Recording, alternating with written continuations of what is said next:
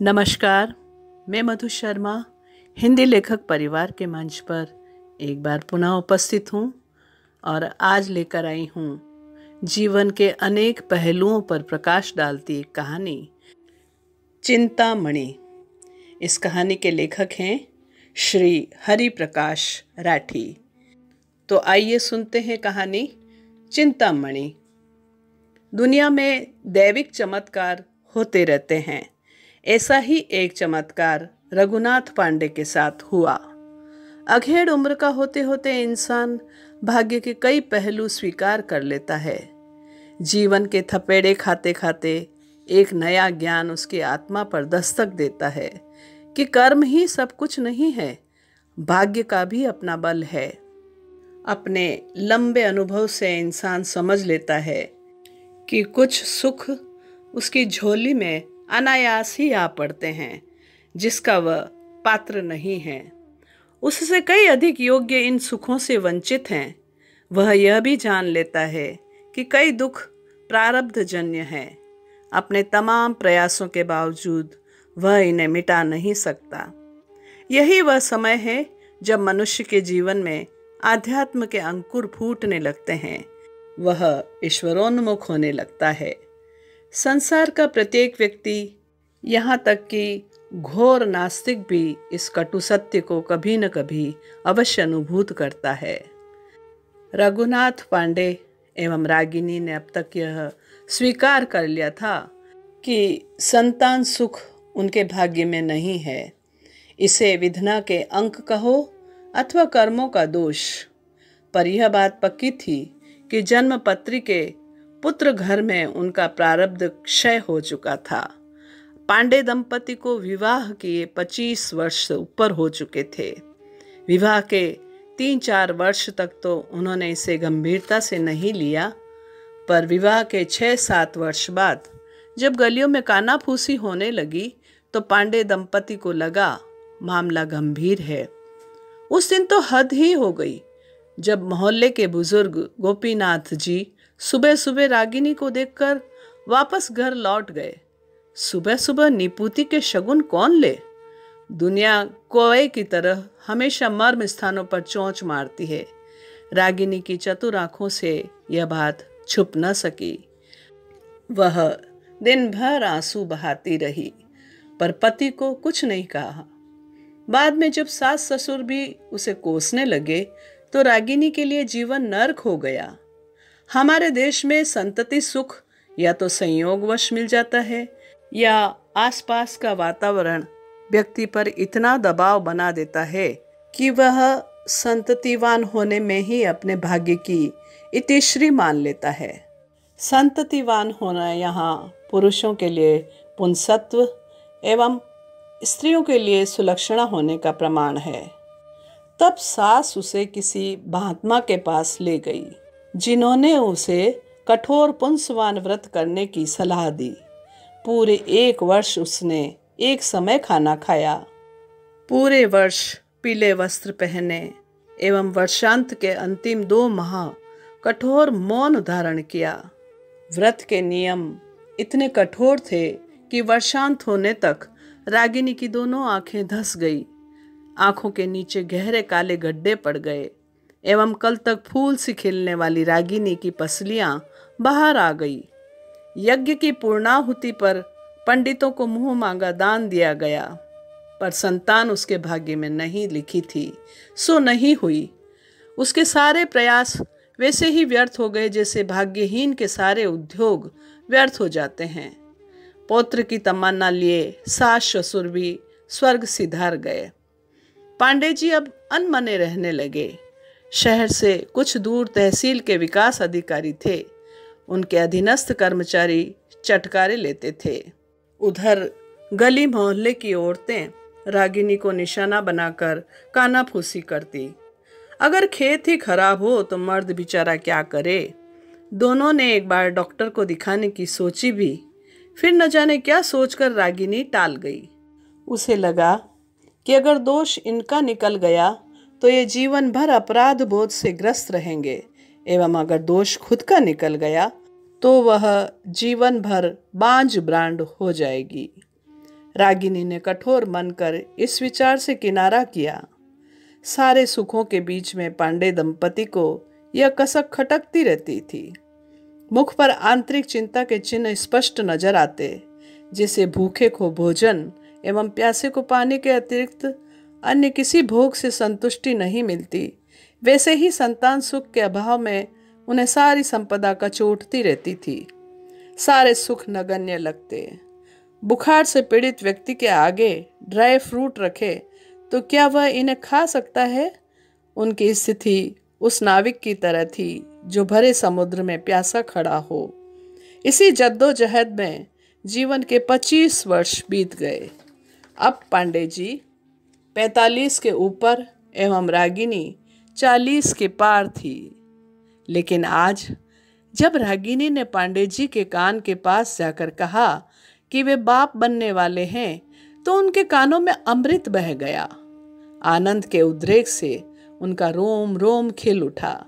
वे ऊपर से नीचे तक खुशी से सराबोर हो गए।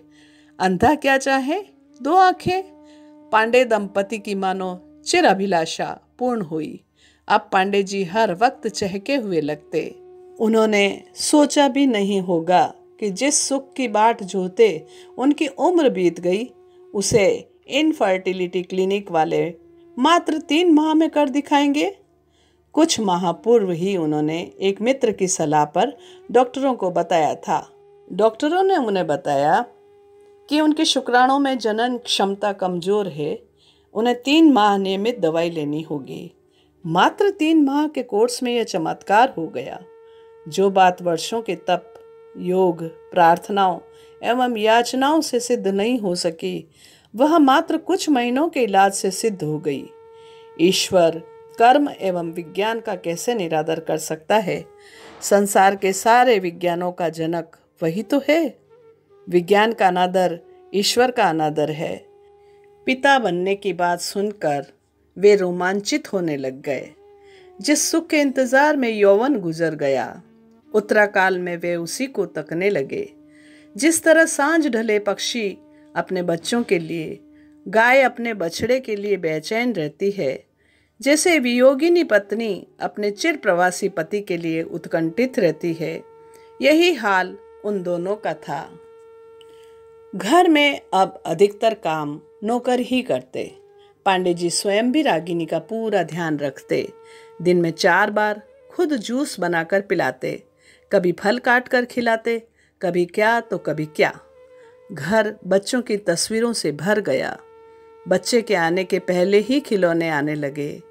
अब तो अपने भाग्य को सराहने लगे थे। समय की अनुकूलता ही इंसान को सिद्ध करती है। अनुकूल समय में सब कुछ सुलभ हो जाता है। बिन मांगे मोती मिल जाते हैं। जिस दिन उनके घर पुत्र जन्म की किलकारी गूंजी, वह दिन उनके भाग्य का चरमोत्कर्ष था। उन्हें नवोनिधियां मिल गई।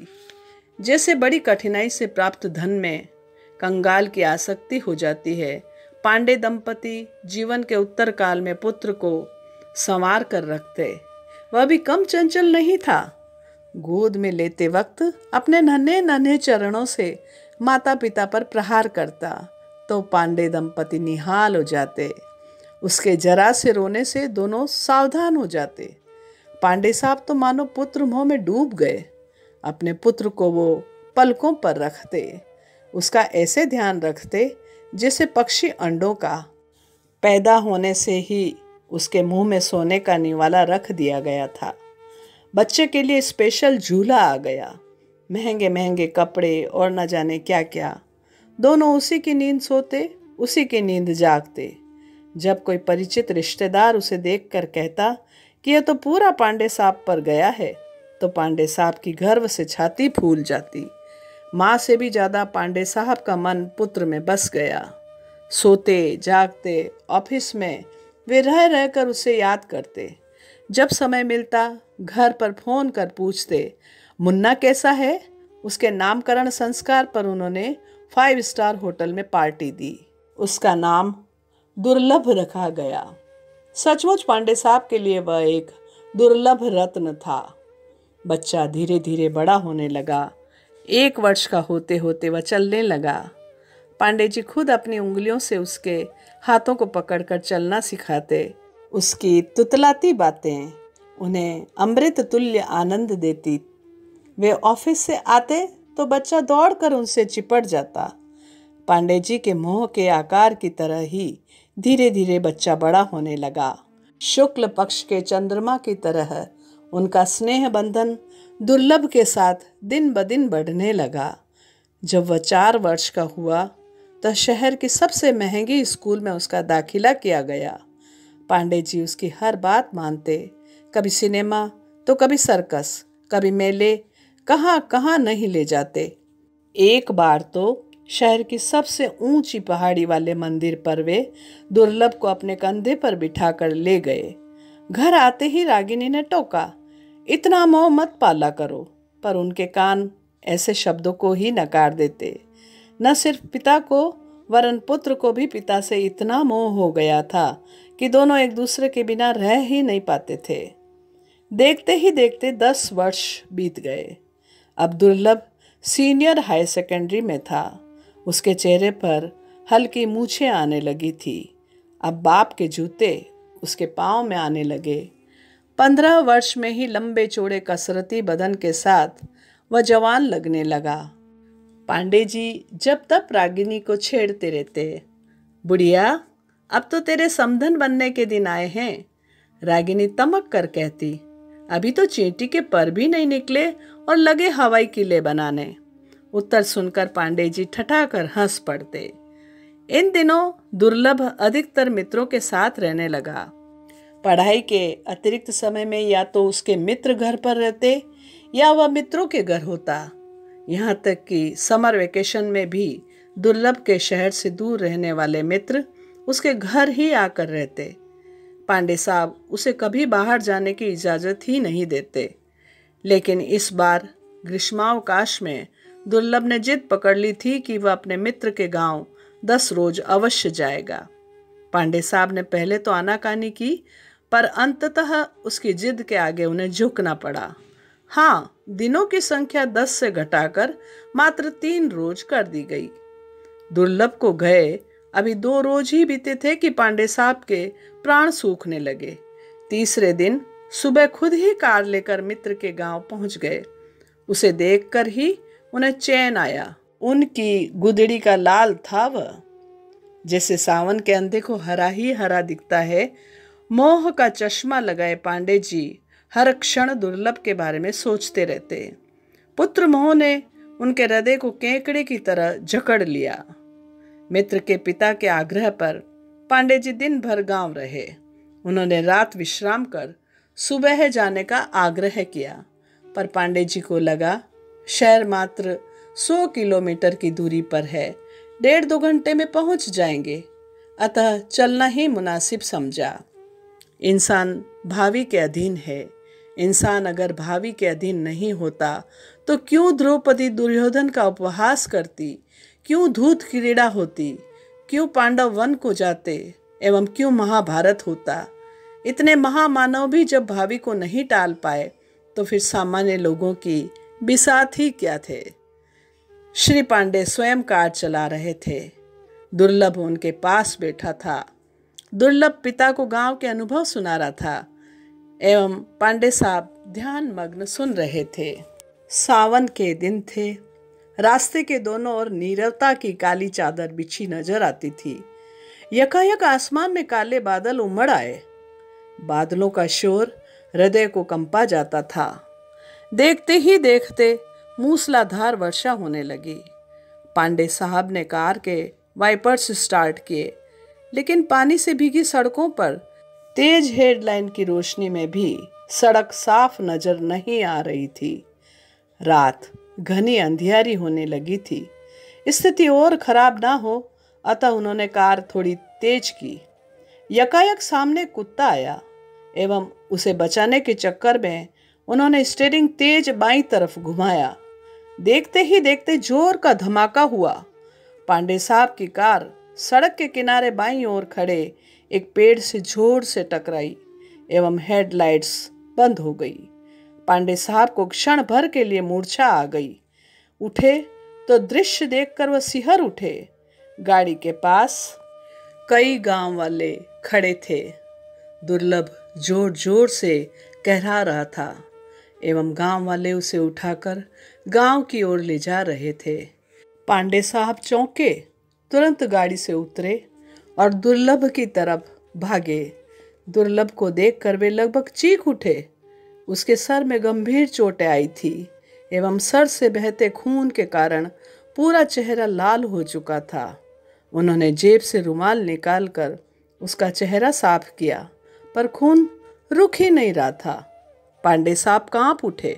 शोक के आवेग में उनका मुख मुरझा गया।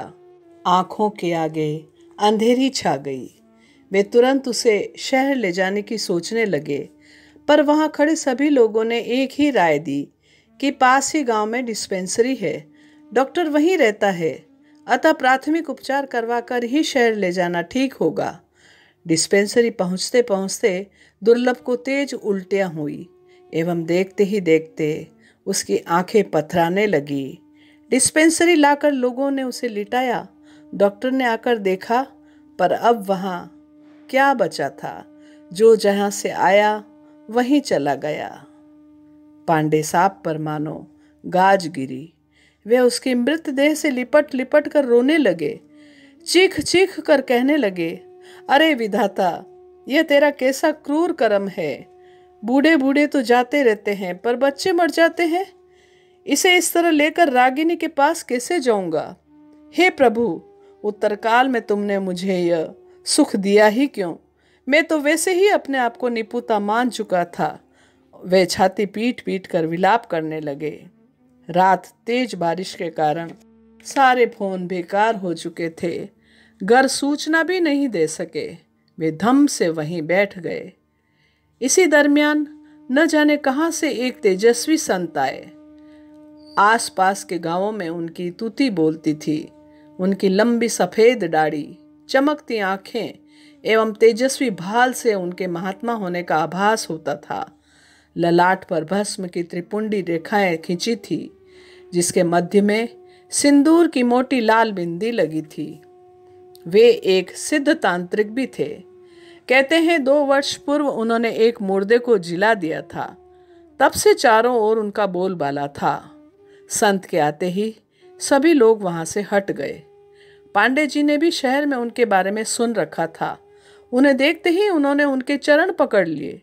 महाराज, दुर्लभ को जीवन दान दे दो। इसके बिना हम पति पत्नी सूखे वृक्ष की तरह गिर जाएंगे। मेरी सारी संपत्ति ले लो, इसे जिंदा कर दो। पिता को इस तरह विलाप करते देख संत का हृदय पसीज गया। उन्होंने कमंडल से हथेली में पानी लिया एवं महामृत्युंजय मंत्र को सिद्ध कर मृतदेह पर पानी छिड़का। वहां खड़े सभी लोग स्तब्ध रह गए। मुर्दे में कुछ हरारत हुई एवं फिर बंद हो गई। दुर्लभ का निराकार जीव अब दुर्लभ के पास खड़ा था। संत ने उसे पूर्णतः कैद कर लिया था। संत ने उसे ललकार कर कहा, तू इस देह में वापस आ जा। देख, तेरा पिता किस तरह तेरे वियोग में तड़प रहा है। तुझे मेरी बात माननी ही होगी। जीव ने संत से कहा, महात्मन, यह मेरा अंतिम जन्म था। अब मैं मुक्ति के द्वार पर खड़ा हूँ। आप मुझे क्यों बंधन में डालना चाहते हैं? संत ने उसे आज्ञा दी कि यह बात तू अपने पिता को समझा। मैं तो एक विवश पिता की प्रार्थनाओं के अधीन हूँ। तुम्हें तभी छोड़ूंगा जब तेरा पिता मुझे अनुमति देगा। यह कहकर संत थोड़े पीछे हट गए। अब पांडे जी एवं दुर्लभ का जीव आमने सामने थे। एक महापाश से बंधी देह एवं एक महापाश से विमुक्त जीव, दोनों में वार्तालाप प्रारंभ हुआ। पांडे जी बोले, बेटा दुर्लभ, देख, तुम्हारा पिता तुम्हारे वियोग में कितना तड़प रहा है। तेरे बिना तेरी माँ को मैं कैसे मनाऊंगा? हमने तुम्हें नाजों से पाला है, पल पल प्राणों में बसाया है। क्या तू सब कुछ भूल गया? तू तो एक पल भी मेरे बिना नहीं रह पाता था। अब तुझे क्या हो गया? उन्हें पूरा विश्वास था कि वह उनकी बातों को कभी नहीं टालेगा, पर यहाँ तो स्थिति विपरीत थी। माया और मायातीत के बीच युद्ध मचा था। जीवरू किसका पिता एवं किसका पुत्र, न जाने कितने जन्मों से मैं इस संबंधों में भटक रहा हूँ। आज जबकि मेरी मुक्ति का सुअवसर आया है तो आपने मुझे क्यों कैद करवा दिया है। पांडे जी, तुम्हारे बिना हमारे जीवन को धिक्कार है पुत्र। तुम्हारे वियोग के चंद क्षणों में ही अंधकार हो गया है। बाकी जीवन कैसे बिताऊंगा। अपनी मुक्ति के स्वार्थ में अंधा मत हो। मेरी बात मान, अपनी देह में लौट आ। जीवरू, आपको भ्रम हो गया है कि मैं आपका पुत्र हूँ। मैं तो मात्र एक आत्मा हूँ। अभी शरीर रूप में आपका पुत्र था, उसके पहले किसी और का। कभी किसी का पिता, भाई, सखा एवं सुहृदय था। रेशम के कीड़े की तरह इन बंधनों में जकड़ा दैहिक, दैविक एवं भौतिक तापों को सहता रहा। कभी कामिनियों के क्रीड़ा मृग बना तो कभी स्वयं कामिनी बना। जन्म जन्मांतर से न जाने कितने रिश्तों की बेड़ियों में बंधता रहा। आज ईश्वर ने प्रसन्न होकर अपने चरण कमलों में स्थान दिया है तो आप मुझे क्यों वंचित करना चाहते हैं। पिताश्री, मैं तो सदैव आपको मेरा सुखद एवं कल्याण करने वाला समझता था। अब जबकि मैं मंजिल के द्वार पर खड़ा हूँ तो आप मेरी यात्रा को क्यों रोक रहे हैं। इस चिर यात्रा में मैंने क्या क्या नहीं देखा। अपने कर्म पाशों से बंधा मैं किस किस योनि में नहीं भटका। उन सभी योनियों में मैं प्रियजनों को वियोग एवं अप्रियों के संयोग की आग में झुलसता रहा। क्लेश ही क्लेश देखे। जन्म दुख, मरण दुख। संसार में गर्भाधान से मृत्यु पर्यंत क्लेश ही क्लेश है। ऐसे संसार में मुझे पुनः क्यों झोंकना चाहते हैं। अब जबकि मैं अमृत सरोवर में विहार कर रहा हूँ, आप मुझे जल भरे गड्ढे में क्यों डालना चाहते हैं। पितृवर, यह मनुष्य मरण धर्मा, क्षण भंगुर एवं अनित्य है। ऐसे नाशवान जीवन में किसी रिश्ते के बल पर आप संसार समुद्र को कैसे लांघ सकते हैं। क्या कुत्ते की पूंछ को पकड़कर किसी ने समुद्र लांघा है। पितृश्रेष्ठ, मैंने जन्म जन्मांतर में लक्ष्मी, ऐश्वर्य, परिवार बहुत देख लिए। अब मेरे सारे मनोरथ पूर्ण हो गए।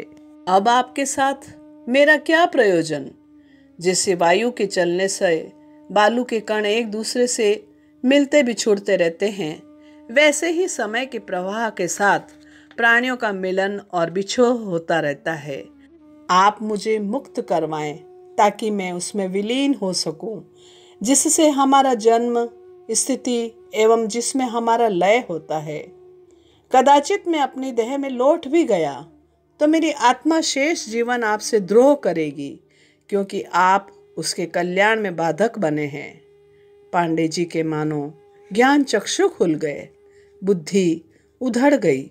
उन्हें अब अपनी भूल पर पछतावा हुआ। पुत्र जीव की ओर पुनः मुखातिब होकर बोले, बेटा मुझे क्षमा करो।